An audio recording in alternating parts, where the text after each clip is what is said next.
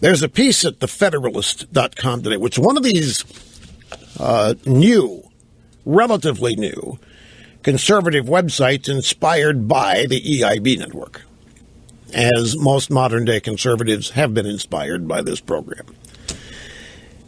And it's a really great site. There's a bunch of them. Campus Reform. There's all kinds of young conservatives popping up. And it's changing, once again, the entire composition and makeup of standard, ordinary, everyday, what it used to be journalism. And I think the drive-bys are the last to figure out what's happening. They're stuck in the fact that they lost their monopoly back in the late 80s and early 90s when this program came along and talk radio blew up and Fox News started in 1997. But they're losing it again. The blogosphere, the internet, there's a whole new outburst of new media there. And the internet is where the drive-bys went to find sanctuary when the alternative media, such as this, talk radio and Fox News, sprang up, started burying traditional cable news networks to the left, like CNN, MSNBC, you name it. But it's happening to them all again, and I don't think they noticed this one. They think all these little offshoots on the internet are little minority, very small, not impactful at all little sites, and they're ignoring them if they even know who they are. One of these sites is The Federalist. There's a bunch of them, as I say. But this piece, How President Obama Sold Out Charlie Hebdo. 2 years ago, a crude video against Islam was used as pretext by Islamists in various countries for riots and violence, though that same video had nothing to do with the coordinated attack on U.S. outposts in Benghazi, resulting in the assassination of U.S. Ambassador Christopher Stevens and 3 others. The Obama regime claimed it did. The Obama regime even rewrote talking points to blame an imaginary protest against the video as leading to those deaths. And the imaginary protest was in Cairo. Remember when the State Department, when the U.S. Embassy in Cairo issued an apology on the anniversary of 9/11 and nothing had happened? And we issued an apology in advance should there be any riots celebrating 9/11. Celebrating. This is Egypt, don't forget.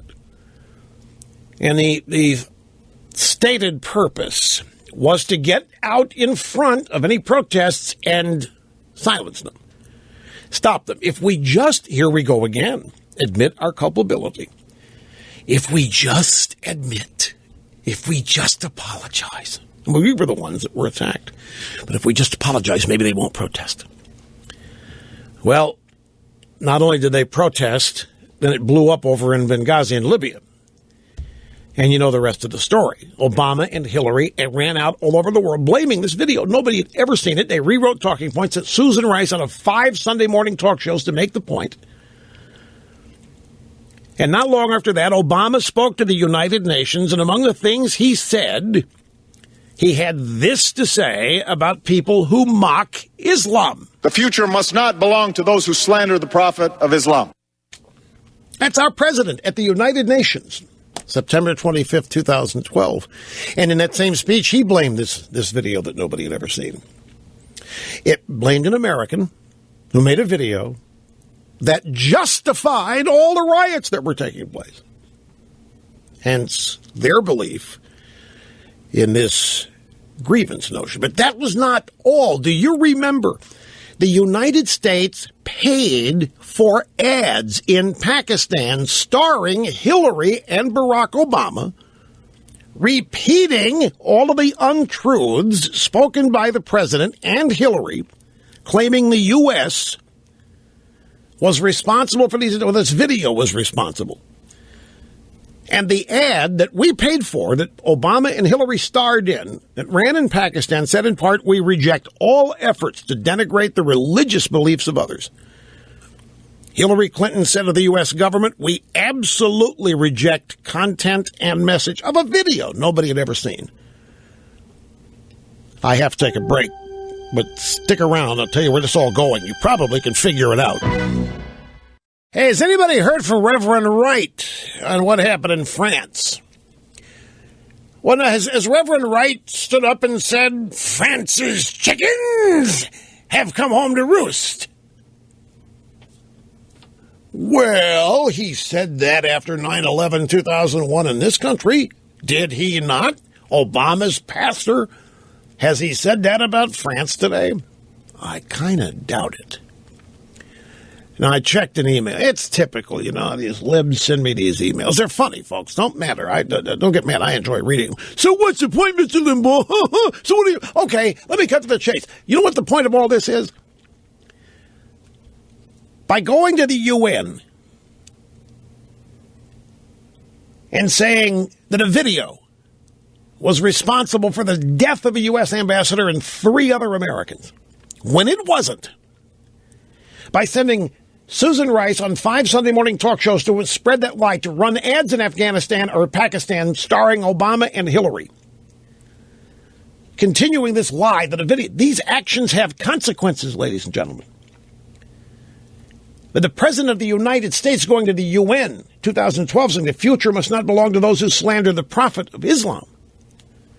And by the way, in Obama's official statement today, there's not one mention of Islam or Muslims. I didn't expect there to be. But we have a false narrative here, as it's now called in the Drive-By Me. We have a false template, a false narrative. We've had a false narrative ever since Benghazi happened. And my point is, this country's leadership has fed the beast. This country's leadership has fed the rage. Not just this country's, all of Western civilization, which is cowering in fear.